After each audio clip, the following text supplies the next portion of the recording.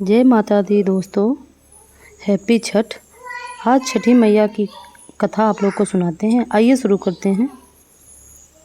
बहुत समय पहले की बात है। एक परिवार में माँ, बेटा और उसकी बहू रहती थी।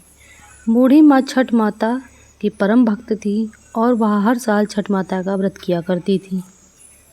परंतु बहू नए विचारों वाली थी। वो पूजा पाठ में विश्वास नहीं करती थी। एक बार बूढ़ी अम्मा छठ माता की पूजा की तैयारी कर रही थी। बूढ़ी अम्मा का बेटा आम की लकड़ी तोड़कर ला रहा था और पूजन की सामग्री भी बाजार से खरीद कर ला रहा था। तभी बुढ़िया माँ बहुत बूढ़ी अम्मा पर हंस रही थी और कहने लगी, अम्मा, दुनिया कहाँ से कहाँ पहुँच गई। लोग आसमान को छू रहे हैं, आज भी आप इतनी अंधविश्वासी हो। पढ़ी लिखी बहू की बातों का बूढ़ी माता पर कोई प्रभाव नहीं पड़ा। बूढ़ी अम्मा तो अपने धुन में मस्त थी। जब बूढ़ी अम्मा पूजा करने को तैयार हुई, परंतु बहू ने कहा, माई, ये सब बेकार है।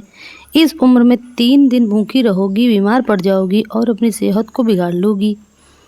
भूख प्यास से न जाने क्यों लोग खुद को सताते हैं।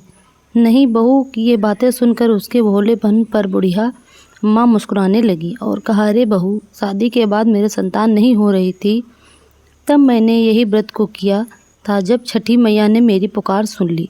तुझे पता है बहू, ये तेरा पति भी छठी मैया का ही प्रसाद है। यह अंधविश्वास नहीं है बहू, माता का कण कण में निवास है।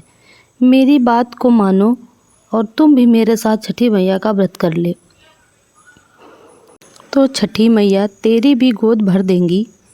अगर वह नए युग की सोच वाली बहू की कहा सुनने वाली, मुंह टेढ़ा कर सासू माँ को, मुझे को कौन सा दुख है, इस पूजा पाठ करने वाली सुंदर पति मिला है, जीवन सब कुछ अच्छा है, आलीशान घर है, दिन रात मस्त रहती हूँ, पूरे गांव में मुझे जैसा धनवाद कहाँ।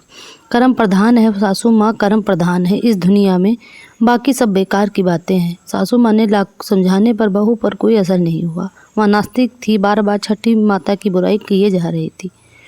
तब उसका पति वहाँ आया और उसने भी उसको समझाने की कोशिश की और उसने कहा, देखो प्रिय, देवी देवताओं के आगे अहंकार करना ठीक बात नहीं है। तुम भी व्रत और पूजा करने में माता का सहयोग करो। लेकिन वह अपने पति की भी बात मानने को तैयार नहीं थी।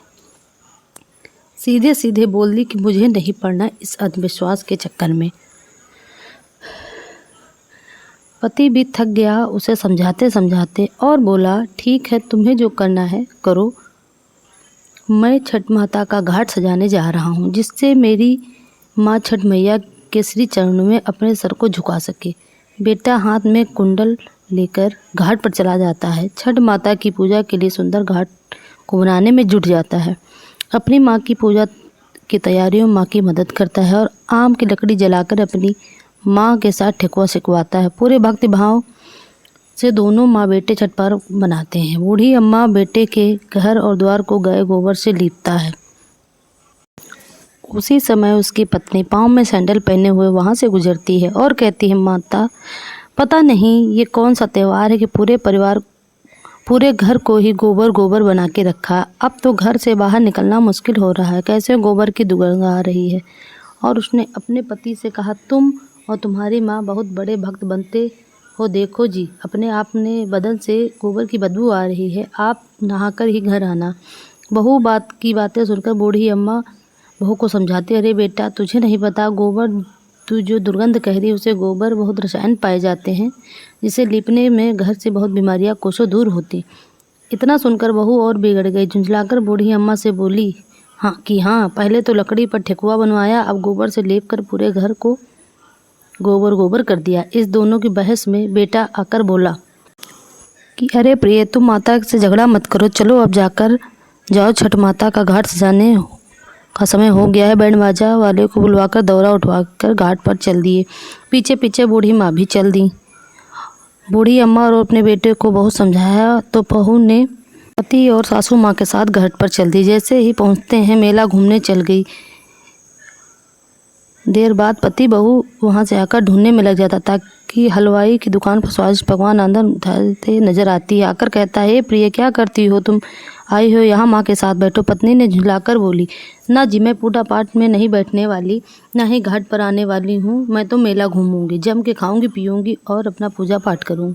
मेरा पूजा पाठ से कोई लेना देना नहीं। इनकी बहस आपस में सभी लोग देख रहे थे। शर्मिंदा होकर वह पति से चला गया और घाट की ओर जाने लगा। ईख खड़ा करने को वहीं बेटा घाट की ओर जाता है। जैसे ही नहाने को डुबकी लगाता है वह डूब जाता है। डूबता डूबता यह जोर जोर से चिल्लाने लगता है कि बचाओ बचाओ, लेकिन किसी को आवाज़ कहाँ से आ रही पता नहीं चलता। कोई तो जाओ ढूंढ के लाओ, यही सब चिल्लाने लगे। वह जैसे ही बूढ़ी मम्मा को पता चलता है कि उसका बेटा नदी में डूब गया है, वो छाती पीट पीट कर रोने लगती है। छठ माता से सवाल करती है, अरे माँ, मैं माँ हूँ, तू भी माँ है, और तू कैसी माँ है जिसने एक माँ से उसका बेटा छीन लिया? जब से मेरी शादी हुई है मैं पिछली 30 साल से पूजा करती आ रही हूँ।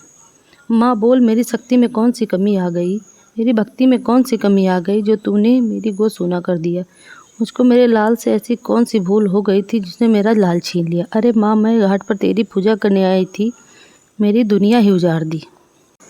यदि तूने मेरा लाल नहीं लौटाया तो ये तेरी बूढ़ी भक्त यहीं नदी में कूद कर अपने प्राण त्याग देगी। अब तू या तेरे बेटे को लौटा या मेरे प्राण ले। उधर मेले में सबको आगाह किया जा रहा था। छठ पर आए सभी व्यक्तियों को सूचित किया जाता है, घाट के गहरे भाग में न जाएं। अभी अभी सूचना मिली है, एक वक्त गहरे पानी में डूब गया है। पानी में आगे जाने पर खतरा होने की आशंका है, इसलिए कोई भी नदी के गहरे भाग में न जाए।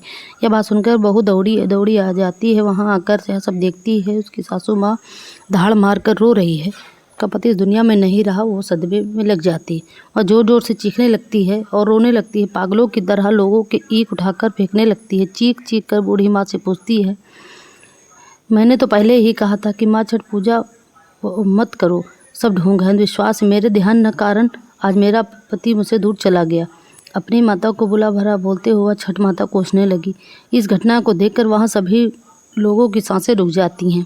सब लोग आपस में बात करते हैं कि बेचारी के साथ बहुत बुरा हो। मन ही मन सभी लोग छठ माता को पुकारने लगते हैं कि ही माँ, इस दुनिया को पुकार सुन लो। छठ माता ही दयालु हैं, आप अपने भक्तों को निराश नहीं करती हैं, बेसहारा और उदास नहीं छोड़ती हैं। इधर पुत्र वियोग में बूढ़ी माँ अपनी जान देने में पानी में जाती हैं, वैसे ही नदी के अंदर से एक लहर उठती है। लहर किनारे जोर जोर से आती है। उसी लहर में बूढ़ी माँ का बेटा बाहर निकल आता है।